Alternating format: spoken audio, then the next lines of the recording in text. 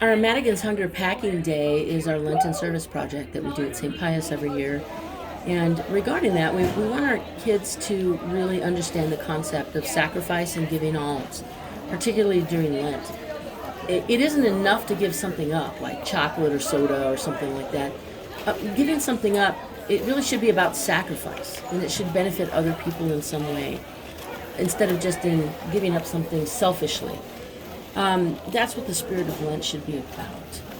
And so I think our kids really get this through this project. They have to roll up their shirt sleeves and get to work and get dirty and scoop grains of rice and food into a packet, and every scoop makes a difference in somebody's life. So they're exhausted at the end of the day, they're tired, they've donated money, and that kind of sacrifice benefits people not only in New Mexico, but around the world. And that is what we want this project to continue to be.